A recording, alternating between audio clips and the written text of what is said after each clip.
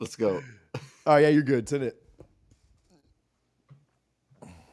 Welcome to Double Fries No Slaw. August 11th, man, we're less than 2 weeks from kickoff. Richie, I actually leave for Ireland this week. You leave a week from tomorrow. We are certainly ready to get after it, man. How's your weekend been so far? Nice USA polo. For those listening on audio only, you should have been here on video, and you could have seen that.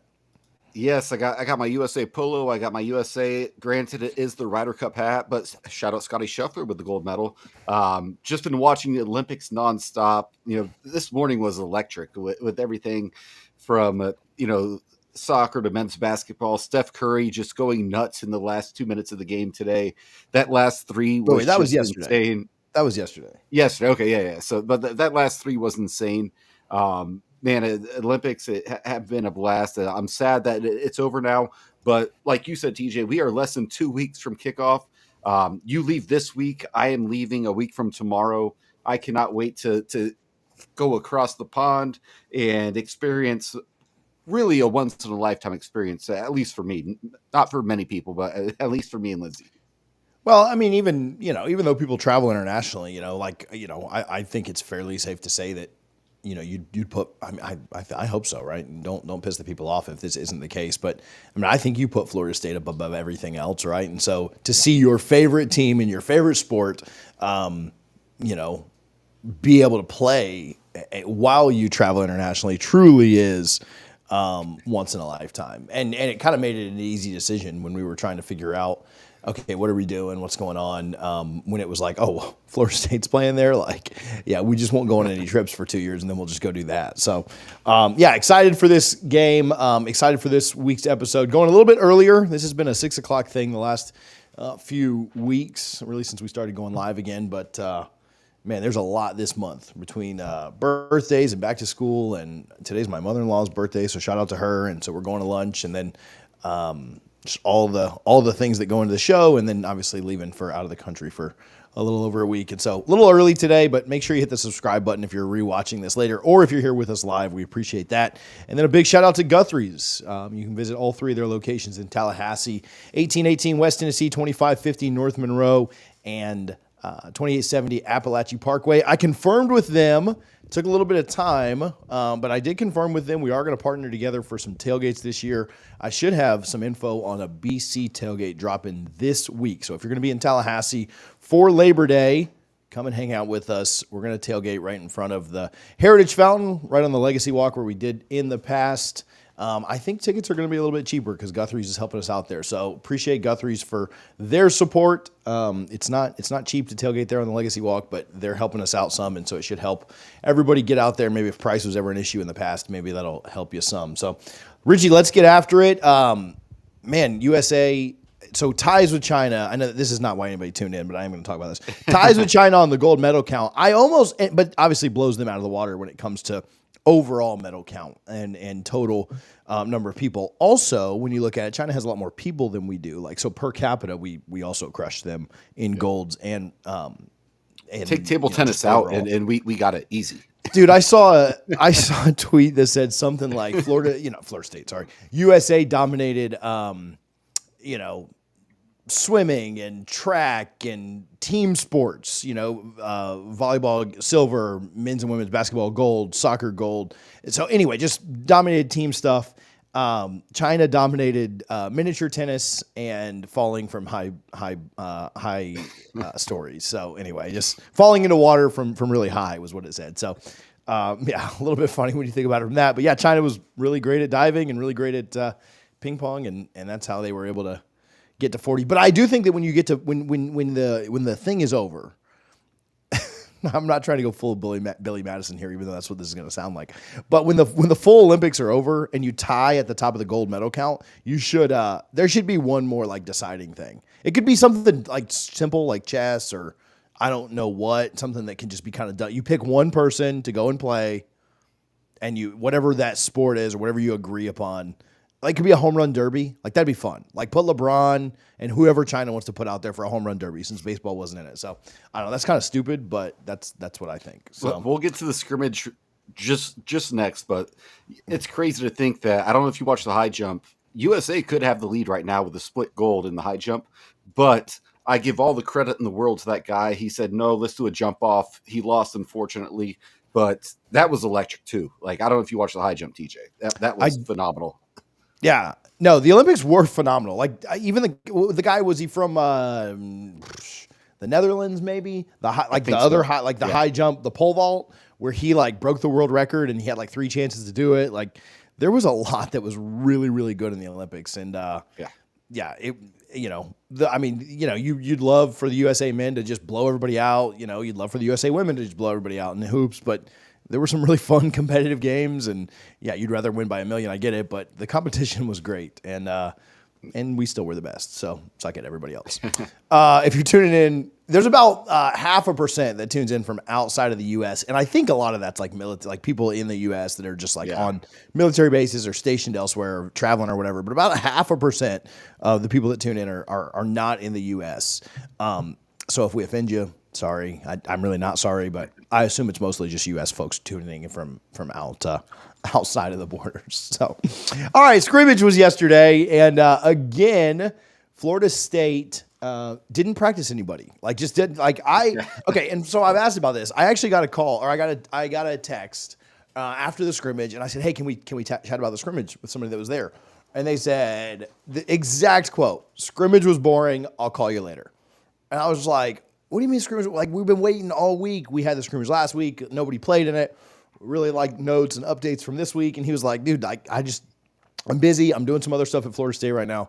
I'll call you later. It wasn't that big of a deal. And I was like, all right. So whatever. So he calls me later. We actually chatted like 10 p.m. last night. I was telling you guys last week about that Lake County Seminole event, which I went to last night. It was a ton of fun. So shout out to those good folks in Lake and Sumter counties. But yeah, I mean, just big picture with the scrimmage, just some high level standouts. I mean, DJ played fairly well, but only like a drive or two, wasn't in a ton. Some guys that really did stand out. Conrad Hussey was a name that I heard a ton.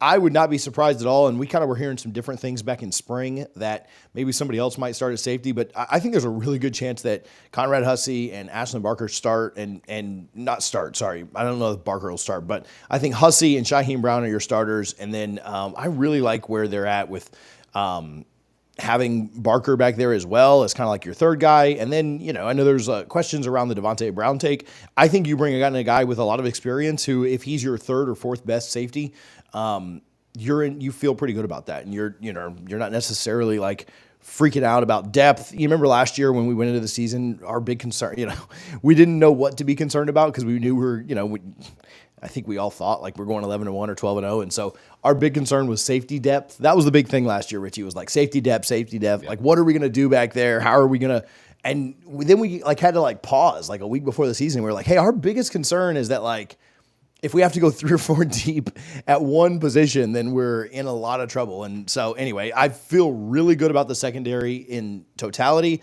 I think Florida State has the best secondary in the conference. I certainly think they have the best secondary in the state. That's, not even a question. And I feel really good about that back end. Hearing really good things about the linebackers too. Like, I'm trying to have bated breath there, but I think Riley continues to impress. I think what you've got in Lundy. He's been a bit banged up, but coming back, I expect him to be fine by the time you get to Georgia Tech. I feel really good about the linebacker position, and not going to sit here and tell you that I think it's going to be a strength of the team. I'm not going to tell you that I don't think that there's a drop off. In some regards from last year, right? But I don't think it's a monumental drop-off. I think they'll be really good. Defensive line, not a lot of the starters were out there. Not a lot played at all. Very limited reps. I did hear really, really good things from Byron Turner. Oh, I want to back up to secondary in a minute, but I heard really, really good things about Byron Turner. And I know that's a name that people have been asking about and really wanting to hear progress and hear come along. And, I think we feel really good about the starting 4 defensive line. And then we're kind of like, well, where are we going after that? What's that look like after that? And Turner coming in, giving you some really good quality off the edge. When Jones or Pat Payton are out, is going to be really big. I think Sione Lolohea plays a good amount. I don't think that's a question. But just having more depth options there on defensive line is a big deal because we talked about it. We talked about how much Florida State has rotated. We've talked about how they like to keep that D-line fresh, and you saw what them doing that last year, brought about with getting to the end of the year and having guys really fresh for Florida and Louisville. The defensive line essentially went out and won you those games. And so I think that if you can rely on a guy like Byron Turner, on a guy like Lolohea, you'll be in a really good spot. And then my guy Drew is going to kill me for this, but I'll say it anyway. I've heard really good things about Kevin Knowles, and I know that's a name that's been up and down, and people thought that might even be a transfer candidate at some point. I think he is going to do a pretty good job in nickel packages, whether that's backing up Earl Little, which I think that's a pretty solidified starting spot, or coming in the dime and giving you an extra option there. Again, you're looking at a situation where he's probably like your third, fourth, fifth best corner, but a position you need depth, especially when you want to go really DB heavy. Florida State runs a lot of 5 DBs at all times, and so when you want to bring that extra guy on, or you want to go to 6 because of whatever package you think the offense might throw out there. I've heard that Kevin Knowles had a pretty good scrimmage and has had a pretty good fall and kind of shown out. So defensively, really, really encouraged. Richie, game is less than 2 weeks away, and people, Georgia Tech has a good offense, this, that, and the other. That's kind of the scuttlebutt that's going around. We need to watch out. And, again, I know you're replacing Verse and Green and Dent and other guys, Bethune and Deloach and Jarian Jones, Braden Fisk. I don't want to leave anybody out, Fabo, but the way that this defense held LSU down back-to-back years, and the way that Fuller has really progressed and made this a really, really good defense. Like, you just think about throughout the whole year, like where were the bad defensive performances that we had? Like the Duke game, you give up a pick 6. The Virginia Tech game, they scored 17, but one of those was a kick return. The Boston College game where they scored 29. One of those, they got a field goal off of a turnover in our territory, and so they did. That's 3 points that I don't really put on the defense, and they got a scoop and score touchdown as well. What did we really give up, like 19 against Boston College? Yeah, maybe not the best, but this defense was really elite last year, and I think they're going to be really good again. So, Richie, I just said a whole bunch, but before I go to the offense, I'll toss it to you for a sec. Yeah, I think to your point, TJ, the biggest thing is that, who did not play or who played very limited reps in the scrimmage. That tells me that Adam Fuller is confident in what he has. He doesn't need to see anything else. He knows what he's got, and he's ready to go. And to your point, I think Cam Riley has been the biggest pleasant surprise of camp for me so far, because I was worried. You really like Lundy. Like you said, he's been banged up a little bit, but he should be good to go. But I think the fact that now you have, I think, a solidified number 2 linebacker who I think he will be starting aside DJ Lundy come Ireland, that's a big deal. And the secondary, like you said, I'm not worried about the secondary at all. There is depth upon depth upon depth. And, hearing Byron Turner having a good scrimmage, that's great to hear. Because like we've talked about in previous shows recently, Florida State's front 4, you could stack them up against anybody in the country. They're not the best, but you could make an argument for top 5 easily. I think you really could. So I just think, this scrimmage, it was, to your point, you said the source you had said it was boring. Well, I think that's a good thing, because if you have all your key players going out and playing in the final scrimmage of the season, battling for jobs this late, that's an issue in my opinion. So the fact that they already know what they have, I think that's a great sign, and I'm really excited about that. I do think this defense will be top 10 in the country and a chance to be top 5. Yeah, I think you've just got so many options. I mean, I know I frustrated fans last year just from being young and having to be relied on in certain spots and rotating, and people watch the Orange Bowl, this, that, and the other. But people are excited about Omar Graham. People are excited about Justin Cryer. People are excited about, I think Sean Murphy's going to give you a little bit. I think he's been more up and down. But if you can really be solidified with Lundy and Riley, and then whatever you get from Omar Graham, whatever you get from Sean Murphy, whatever you get from watch out for Blake Nicholson now.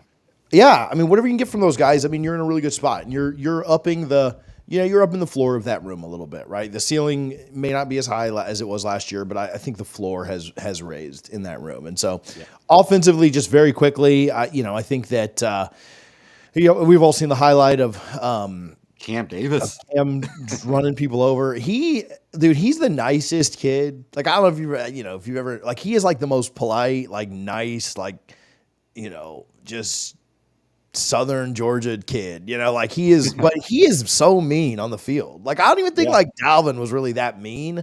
I think Dalvin was just like, I mean, he could get through some guys, but Dalvin was just more like, I'm good. Like, I'm South Florida, like I'm good. Like, he was quiet, but he was, Yeah. but I don't think Dalvin ran mean. I don't think, I think like James Wilder was more funny to me, but like he was mean. I feel like he ran angry, and I think I get that from a lot of guys don't necessarily run mean. Greg Jones, I think, ran mean. Obviously, you remember the big hits that he had, taking people's heads off.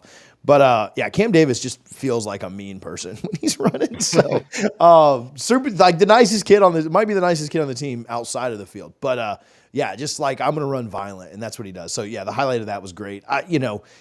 Sam Singleton's a name that everybody brings up, so I'm certainly not breaking anything by telling you that he's had good days and stuff. But man, when we talk about that running back room being like 5 deep, it truly is. And somebody asked me last night at the Seminole event who the impact freshman I thought would be, and I said Cam Davis just because I think running back's the position that translates. I don't know how many other true freshmen are going to get in and make a big difference. I could see Elijah Moore, later on in the year, LeWayne McCoy, maybe stepping up at wide receiver.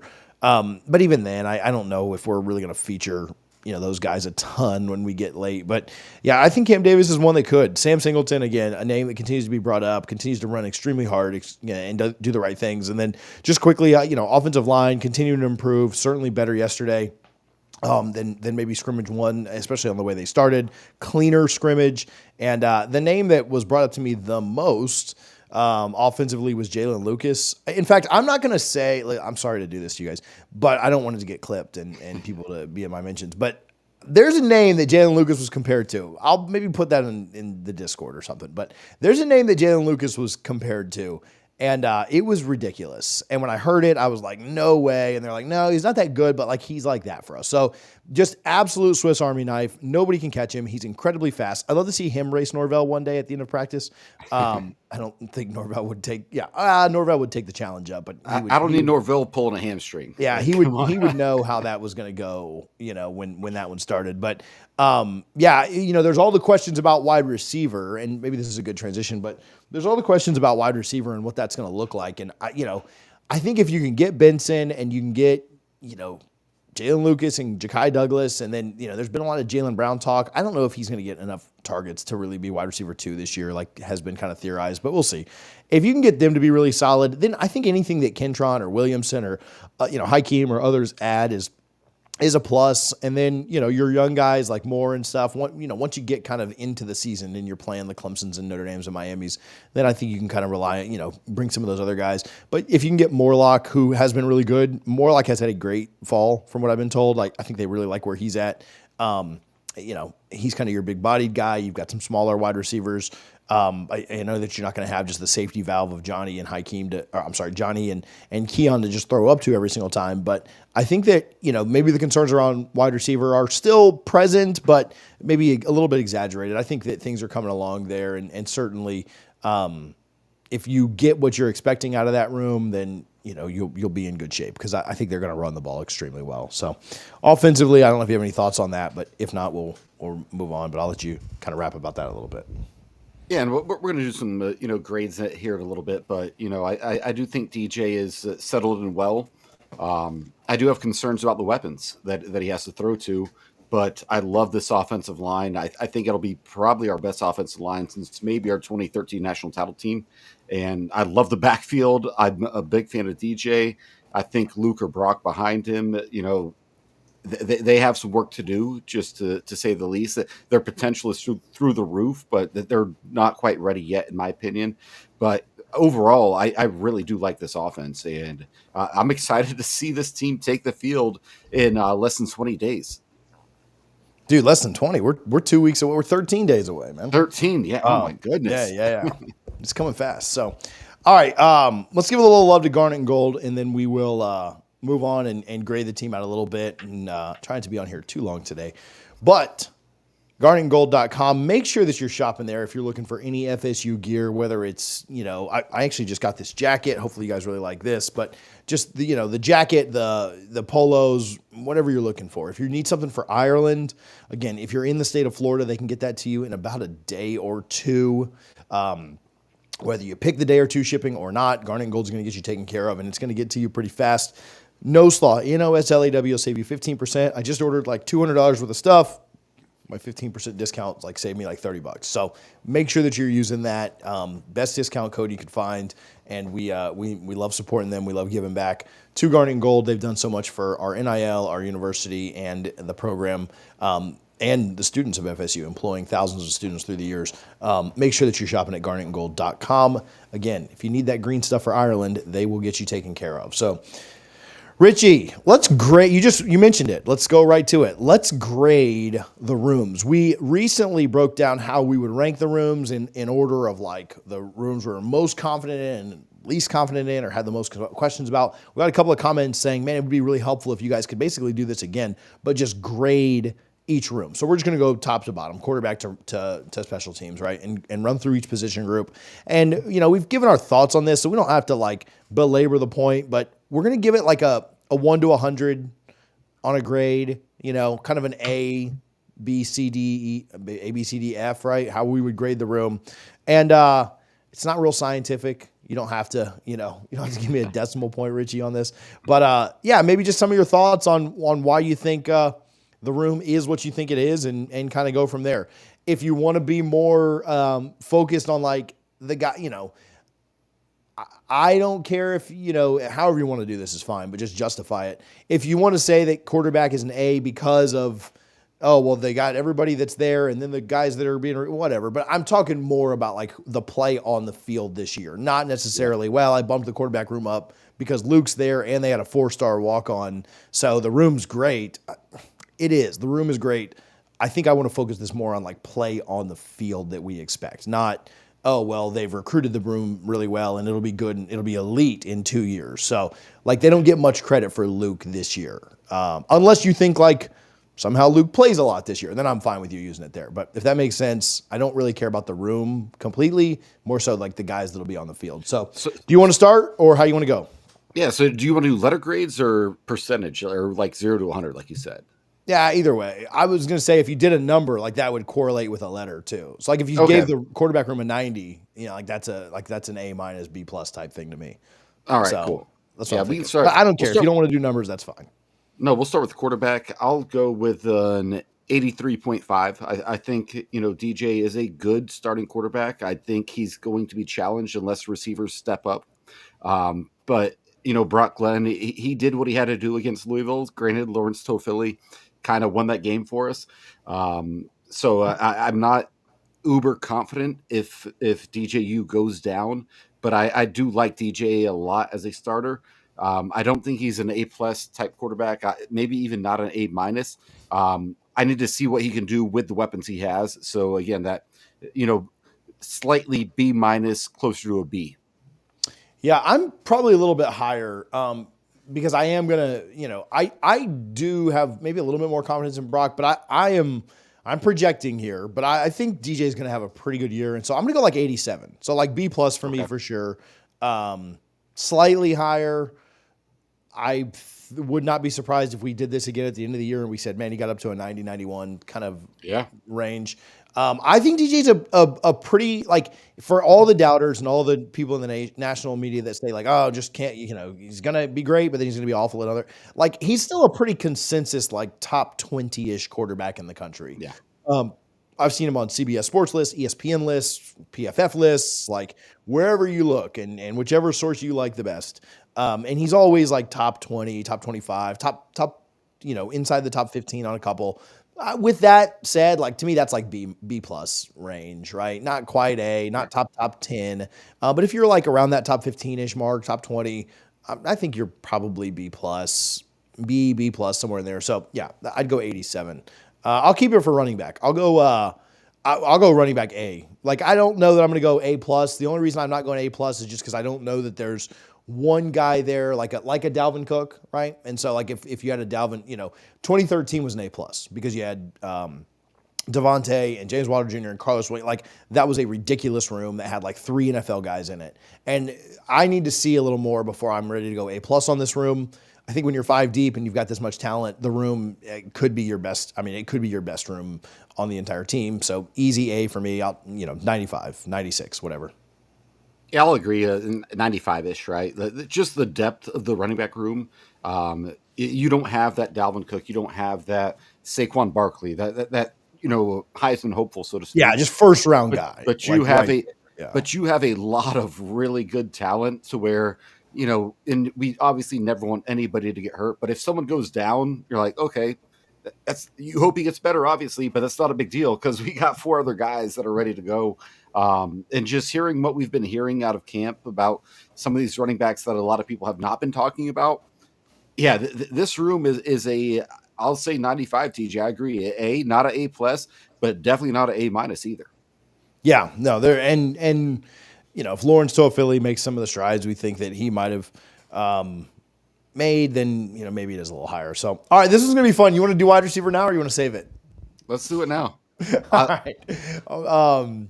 Yeah. Do you want to go, or you can go first if you want? I'll start it off. I'll say a let's say a 77, so like a C plus, because I think there's a ton of potential that this group could actually end up being like a 90, like an A minus, even an A by the end of the season. We just have no idea. Kai Douglas, I think, is Mr. Consistency. I'm excited to see him in this offense, but we know what he is. He's not a game breaker. He's not going to take the top off the offense. He had that amazing play against Notre Dame and Doak in 2021. But at the same time, I just don't think we just don't know what this group is. So I have a hard time giving them anything better than a C plus right now. Yeah, I think if you were to combine these rooms, wide receiver, tight end, I could maybe be a little higher because I could lump Morlock into it and maybe some of those other guys that you kind of trust. Yeah, I mean, I think it's pretty fair. I would go 80, so I'd go right at an 80 and call it, Okay. as I'll politician it and as straddle the fence as you can, as much as you can, between C plus and B minus. I do think that when the lights are on, remember when David Hale ranked us 14 out of 14 on wide receivers, and we just knew that it was going to be terrible. I don't really think it's going to be that bad. It's right? not that bad. Yeah. Because So this team has potential. yeah, There's the potential. potential's there. That team had no potential. And again, I'm projecting, right? So I'm not telling I'm telling you like what I think they're going to end up being this year is like a B minus to, and if they exceed expectations and they're around a B, then I'll be excited about that. But I think they'll be about B minus, right? I think and I think if you look at like I don't know, we're not NCAA ranking, or EA Sports ranking them and stuff. But I think if you were to like take the room in general, like you'd have a bunch of 80 wide receivers, or a bunch of 79, 81s, like somewhere in between there. Nobody that's just out of this world, Peter Warwick elite, but no, you're not dealing with a bunch of like 64s or anything, dumb like that. So I don't know, maybe I'm a smidge higher than you, but yeah, C plus, B minus. 80 is just kind of my nice even grade because I'm not going lower than that today. So tight end, I'll go a little higher on tight end. I'll go like 84 on tight end, which ironically is more like number. But I think the tight end room is good. It's around a B for me. I feel good about the tight end room. I think Thomas can make a little bit of an impact this year. I know he's a little bit banged up now, but I think Amari Williams, could as well. Just both super athletic freaks, and I think Morlock's had a good fall, and 84 for me in this room. I'll go slightly higher, 86. I'll give this room a B plus, just because of what we just talked about with the receivers. I think Mike Norvell. You look at his history. He's fine. He finds ways to incorporate tight ends into it. He upset number 5 North Carolina by getting Preston Daniel the ball on a huge explosive play. I think he's going to do a lot of that. He's not going to just rely on the receivers. Florida State will be heavy on the run game. That is a fact. We know that. But I do think we see more from the tight ends this year. I think we'd have saw more last year if Jaheim Bell wasn't as banged up as he was towards the end of the season. That Jaheim Bell we saw against LSU was not the same Jaheim Bell we saw the last 8 games of the season. Yeah. I really do like this tight end room. I think they could be very useful and might even win you a game. So, I think what I said, 87. B plus. I'll let you keep it for offensive line. I'm going like 92, I like it. with a chance to be 95 plus. So I'll say not quite an A minus, but A leaning towards A minus. But man, this is the most excited I've been about an offensive line at Florida State in a very long time. I think they have options at all five positions, and they also have the backups if a guy goes down, which always does happen on the offensive line. You're going to lose a guy or two for 2-3 weeks, maybe for the season. You don't hate to see it, but it could happen. But man, I love what Alex Atkins has done in building this offensive line. I'm very, very high on this offensive line. Probably my second highest group on the offensive side of the ball. Yeah, so I'm going to go flat 90 here. So straddling the fence again, B plus, A minus. Maybe just because I've been high on other stuff. I'm really high on the offensive line. Again, it's going to be one of the higher position groups that I rank. I just need to see it, kind of thing. Wide receivers, I feel like DJ could kind of elevate their play, and Norvell's scheming is going to elevate their play some too. Offensive line, like you either block guys or you don't. Like you either put guys in the dirt or you either protect your quarterback or you don't. So I need to see it. I'm still extremely high and think that I'm probably underselling them some, but trying to be somewhat cautiously optimistic. But 90, I'm 2 points lower than you, so I'm not crushing them or anything. Yeah. But yeah, straddling the fence again between like a B plus and A minus, and will not be surprised at all if this group is a solid A minus A by the time we get through the year and have had a month or two to kind of see what they've done. For comparison, like I would have had last year's offensive line as like a B minus.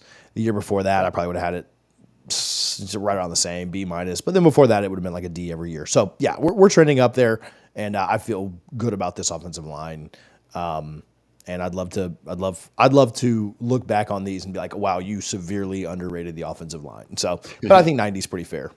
Yeah. Other side of the ball, you want to do long snapper or no? No, we'll pass. No. Sorry about that. Defensive, A plus. Let's go. Defensive end. We'll lump him into special teams here in a minute. Defensive end. I'll go. I'd love a little bit more depth, but I'll go A minus here. Like I'll be fair with that. 91. Maybe 92. Let's go up 2 more from the offensive line. I feel really good about your top 2 guys. Probably feel good about your like top 3. I wish there was a tad more depth. If one of your top 2 guys was to go down, pretty significant drop off. Whereas like if one of your top offensive linemen were to go down, I think you could replace them.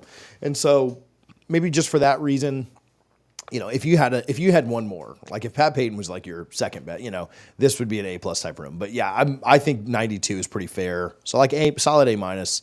But I need to see some of the depth step up and be really good for you. We mentioned Byron Turner in the last segment. We talked about Lohea and others. So how does that all kind of progress? What can you get out of those guys? But 92 for me on defensive end. This might be the homer in me. I'm going to say like 97. I love what we have on the edge. Pat Payton, Marvin Jones Jr. You count in Turner and the transfer. I'm not even going to try to say his name. Lohea. You could do it, man. Lohea. Okay. Yeah, man. I love what we have in this room this year. And I think all the guys we just mentioned are ready to contribute this year. So to your point, when we talk about quarterback, Luke, we think there are huge things ahead of him. Not this year, though. But I think everybody we've mentioned on the defensive line or defense at defensive end, they are ready to contribute this year. And if Peyton and Jones Jr. stay healthy, man, I think you have an argument for, again, a top 5 defensive end group in the country. I'm extremely high on the edge, and we'll get to the interior, and I'm pretty high on those guys too. Yeah, interior I'd probably have like right at the same grade as 90. Maybe a step down at 91. I'll give them one less. Those top 2, like Farmer and Jackson, are as legit as it gets. Again, I worry about the interior depth, maybe even a tad more than I do the exterior depth, like the defensive end or edge depth. And so because of that, I'll bump down just 1 point, still kind of an A minus. I'm still really high on this group. Like this is not, having to feel like I explain myself because I gave somebody an A minus. But yeah, 91, just little thin behind those top two. Love to be proven wrong on that. So, what do you got? D tackle. Yeah, I'll say 90 just because I don't love the depth. I think you're starting to in Jackson and Farmer. I mean, TJ, we were up in Charlotte a few weeks ago and saw Joshua Farmer in person. That is a huge human being, and he's the fastest he's ever been. I love our starting two. If they both stay healthy all season and they're playing, 60, 65 snaps a game, yeah, that could you could make an argument for that being the best interior in the country, or at least top three. But I don't love the depth behind them, and unfortunately, if one of them does go down, uh, that grade goes from a 90, what I'm putting them right now, to probably like an 85. So I'm putting a lot of emphasis on them staying healthy. Yeah, becomes much tougher if that's the path we end up having to go. So hopefully it's Yeah. not. All right, linebacker. This is kind of the wide receiver position of the defense. This will probably be the lowest rated. That's how I meant that. Don't read into it. You want to go first? Or you want me to go first on linebacker? I'll go first. I'll go 81. I really like London Crier. Sean Murphy, I think, could be a nice, solid piece. But again, this is more like for me with the receivers, it's like I need to see it before it happens. Lundy was good last year, but he wasn't a Bethune or a Deloach, right? And I don't expect him to take that role this year either. But everything I'm hearing about Cam Riley, I love. And, I'm trying not to get too high on him, but I'll stay in that B minus range, 81, just because, again, I need to see it before I can buy into anything. Yeah, I'll go slightly higher. I'll go 84. I'll go with a solid B here, right? Just above a B minus. Like I think an 84 is a B. I don't know, but I'll go 80. When I was like halfway through, when I was in school. While we're doing this, if you're this far into it, then you're probably going to stick around for the last three position groups. But when I was in school, it was always like 92 to 100 was an A, and then all of a sudden, like it just switched one year to where like it was just every tens, like 90 to 100, 80 to 90 or 80 to 89, 79 to 80. So anyway, that's what I've been kind of going on is the 10. So, but yeah, I'll go 84 here. So a solid B. Mostly because I'm so confident in Lundy. And because we run a 5-2, like a 4-2-5, like so that you only have two on the field at a time. So because of that, because you don't have to count on three guys on the field all the time, like I think they're going to be I think they're going to be pretty good. And so maybe slightly higher than you are. I'm excited about that group. We've done our front seven so far, and you're a little higher than me on the edge, but I'm at 92, 91, 84, right? And so that's pretty good, right? What's that average out to? Like 7 and 8 is, like an 80 and 8, And so, yeah, that's not bad. And to be honest with you, it's probably about to get a little bit better here. So cornerback, I think we have the best two corners in the conference. I think you have the best cornerback pair in the state. I don't really think that's up for debate. I think you have the best nickel in the state and maybe in the conference too. We'll see how Earl Little fares. I won't claim that he's the best, nickel in the state so far, but or I'm sorry, in the conference. But I love what you got there. And then again, if you get good play out of Kevin Knowles and you get good play out of some of the younger guys that are behind those guys, from Kirkland and others, other guys in the secondary that were in here last year, I'm sorry, Quindarius Jones, and I think this room is really, really good. 94, 95, like around there, like a solid A for the cornerback position. Yeah, I think you have potential first rounders there. No, like surefire, like Jalen Ramsey type guys, but yeah, I'll say 95, a solid A with a chance to be close to damn near 100 by the end of the season if they develop. And with Pat Surtain, I think that's a possibility. They are. It's an embarrassment of riches, and this is a position group that some of we talked about this. If someone goes down, you're like, oh man, that really hurts. This is no slight on any of our starters or projected starters, but if one of them goes down, you still feel really good about what you have behind them. So, a solid 95, solid A for me. Yeah, safety I'm really high on as well. Yeah. I'm probably not up to 95. I do think Shaheem Brown is the most athletic safety in the conference and in the state. Yeah, I'd be like 91 here. I think they're really really good, and I need to see it. I'm hearing good things out of some of those safety guys. I really like Conrad Hussey. I really like Barker. I mean, I like Devontae Brown back there. So yeah, I think they're in a really good spot. 91 for me feels right. Kind of straddling the line again between B plus A minus. Yeah, I'll go slightly lower with a 89, so a very high B plus. Love the guys, love what we've seen, love what we've heard of out of them out of camp so far. But again, it's one of those things. I need to see it happen. I project that my 89 will be in the 90s by season's end, but based on right now, this time and moment, I'm going to go with the 89, high B plus. So this is kind of tough to do this because you're going to have to incorporate a whole bunch of things because I didn't want to go through every special teams position that existed. But I'm just going to go special teams in general, and I'll start with it and give you my reasoning, and if that gives you some time to kind of like think through what you want to say, because I didn't say we're going to do special teams when we talked about it. But I'll go 93 special teams. Like I'm really high on it. I was asked about it last night at the Seminole kickoff event in Lake County, and I talked about how Norvell's opening press conference, he mentioned how they were going to be great on special teams, and they weren't immediately. Even 2022 had some hiccups, but 2023, the special teams at Florida State was phenomenal. Mastromano, all ACC preseason. Fitzgerald's turnaround from 22 to 23 is phenomenal. I mean, they brought in another kicker, and that guy ended up having to transfer out because Fitzgerald kind of got his mojo back. I think Jalen Lucas back there returning kicks is going to be elite for you. You still have Deuceman, who took one back against Duke when you absolutely needed it last year.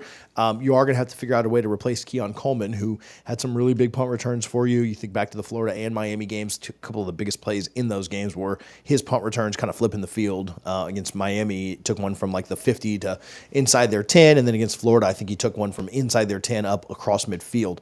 And so you are going to have to replace that. But the way that they put their athletes on special teams, the way they tackle, the way they fill gaps, the way they fill lanes, the way that they kick and punt and cover those aspects of the game, I think is really, really good. I don't even remember what the number I said was, but 92, 93, I'm somewhere in there. Like I think this is a solid A minus for the unit as a whole. Yeah, I'll go just a notch higher and say 94. I think Mastromano's the best punter in the conference and potentially in the country. Like what he did last year, you look at his numbers, phenomenal. Ryan Fitzgerald, to your point, had a huge bounce back season. He went from a guy that a lot of Florida State fans did not even want on the roster last year to kind of Mr. Consistent, Mr. Reliable. We'd love that. And man, I'm so excited to see Jalen Lucas returning kicks. I think he's going to be so good. Keon Coleman had never returned a kick before he came to Florida State or punt, and then he came here and did what he did. I just think that this special teams is going to be very good, and you're going to need it because I don't think you're as good on offense as you were last year. I think you'll be not quite as good on defense as you were last year, but still really, really good. But that special teams, that can win a game, that can win or lose a game. And I'm excited to see it, but I think they're going to be very good. A solid A for me. Awesome. Let's transition and go into one more. I think we're good on that, right? The position. You want to go coaching A plus, and then we'll move on. On the field coaching, game day coaching, I'll go A plus. So 9,900 for Mike Norvell and Adam Fuller, and Coach Atkins and everybody else involved. So, okay, let's talk a little bit about Rodney Hill. This story that came out was interesting, and then we'll probably wrap up for the day. We'll get out of here a little early, depending on how long this takes. But Rodney Hill now at Arkansas, correct? Story came out this week. I think it was 247 Sports ran it, but if it wasn't, sorry, my apologies. But it got aggregated everywhere else and just kind of became common knowledge. But talked about him leaving Florida State and how that went on. And man, I'm a huge proponent of NIL. Richie and I and Harlan all give to the battle's end, and certainly would encourage you to. And this doesn't have anything to do with the battle's end, but just kind of maybe one of the pitfalls of NIL that people should be aware about and probably should be talked about some.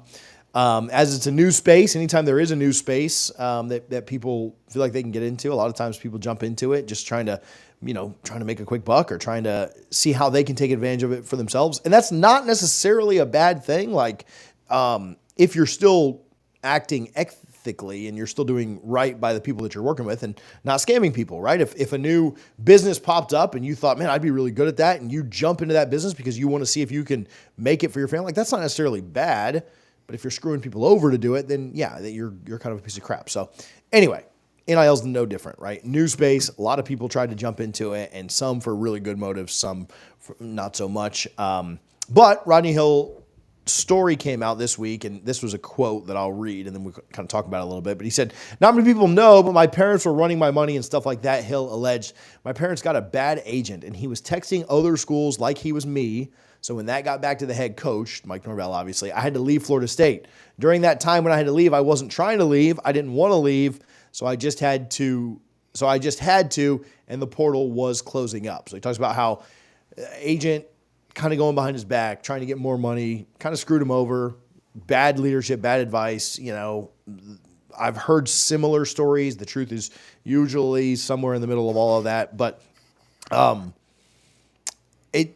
it sucks, and if you're Mike Norvell, you absolutely, I don't think Mike Norvell was necessarily wrong.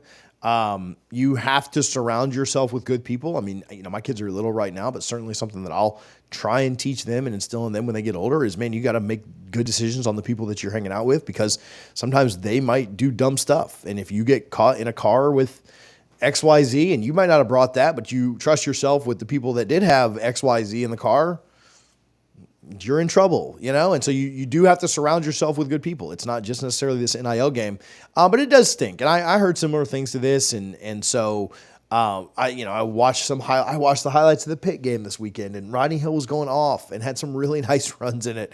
And it sucks that he's not going to be there. It sucks that he's not going to be at Florida State, because I think he'd be six deep at the running back room if that was the case. But yeah, it's frustrating that somebody kind of got in there and obviously Rodney has different representation since then, and sucks that was what went down. Like, kind of got taken advantage of, didn't necessarily want to leave, like wasn't a bad character guy. Like, there have been guys we've asked to leave that just don't necessarily fit the mold.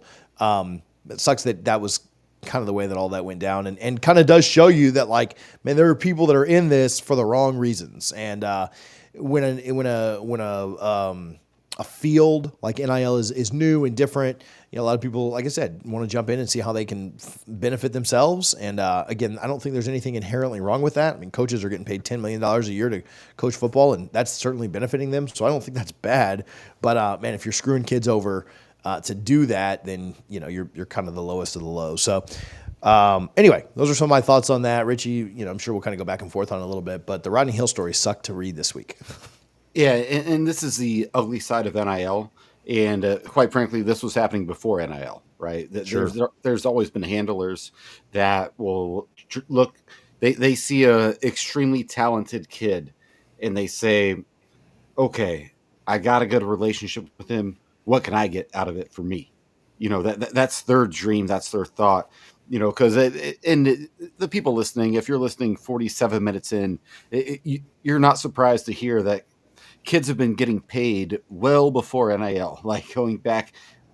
Look at the Gran Turismo or Gran Torino, whatever it is, from SMU back in the day. Like, yeah. This thing has been going on for a while. Now it's out in the open, and now it's kind of giving a black eye to the NIL, the idea of what it should be. Because what we want to do is pay players based on what they can generate for a university. And we're well beyond that. And we knew that was going to happen. Like, no one's surprised. You just hate to see, an agent, especially, I don't know the relationship between Rodney Hill and this agent and his family beforehand, especially if he was just a random guy that they hired. That's even worse. That's terrible. But there are a lot of college athletes, even high school athletes, getting really bad advice because there's an adult trying to make $1 off that kid's name. And it's a shame, and it's disgusting, and I hate to see it, but it's going to continue to happen. And unfortunately, TJ, we're going to hear more and more stories about this. This will not be the last one. Yeah, it's hopefully, I will say this because you're right. It's certainly not going to be the last one, but I would hope that, I've heard it described like this. I've heard this phrase a couple of times. When this new, field of NIL started, there were a lot of bad actors, and there were a lot of people who, jumped in this just to see how they could take advantage of it, right, and how they could benefit themselves. And I think that as time is going, you are some of that is getting weeded out, and so it is going to continue to happen, but I think it will happen less and less. And guys that are on programs now. This is not just a Florida State problem. Like this, Florida's had issues with agent stuff, with recruits, with players. Like, I don't remember any Miami stories off the top of my head. Like this is a problem. Like, I mean, you want to beat them every week every week that you play or every game that they play. You'd love for Florida and Miami to lose, but you don't necessarily want to see the kids that are being promised things getting screwed over by agents. Like the rivalry doesn't run that deep for me anyway. And so, but I do think that as programs get further and further along, and there's just more familiarity. There's collectives can say like, hey, we kind of you should watch out for this agent. We'll direct you over here to these guys because this is who you should be working with, whether that's our collective or others or whatever. I do think that will help. Bad people still exist and still do bad things. And so it's certainly not going to go away.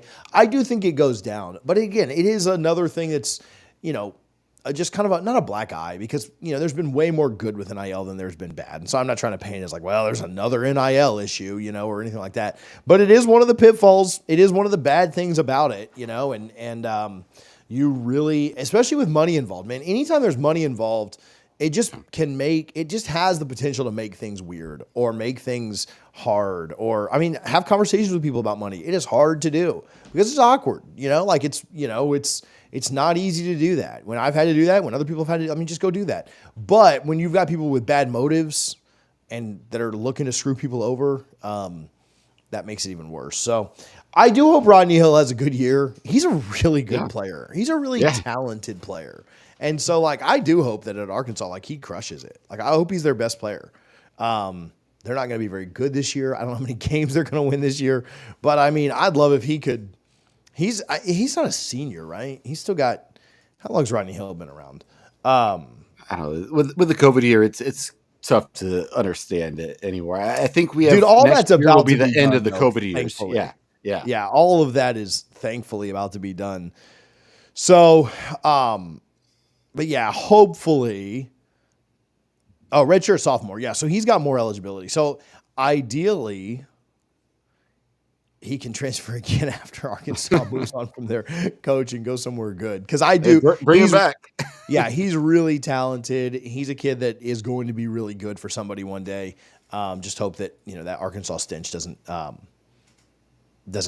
kill him. Because Arkansas is going to be terrible this year. But all that said, as frustrating as that situation was, I still get to the Battle's End every month. I would certainly encourage you to go do the same. I'm not telling you that NIL is bad by any means. It just, there are pitfalls with anything. There's been pitfalls. There's been bad things that have happened in college football for years. I saw NIL's things because this kid got screwed over by an agent. Meanwhile, Kirby Smart up there in Georgia is trying to battle Urban Meyer for the most arrests on a championship team. So it sucks that this kid got screwed over. It does. I'm not trying to make light of that, but bad things have happened in college football for quite a while. Tight ends murdering people while they're in school in Gainesville. So bad things have been happening for a long time in this sport. So. It ain't just NIL. So I will say that. That's not to say that I don't feel bad for Rodney Hill at all. But all that said, if you're not giving to the Battle's End, go sign up today. Thebattlesend.com. Richie, let's get out of here. You got any shout outs or anything before we go? Nothing today, man. Just looking forward to a week from tomorrow, hopping on a plane and landing in Dublin and going straight to Scotland, playing some golf right off the cliffs of Scotland. It's going to be a trip to remember, and I cannot wait, man.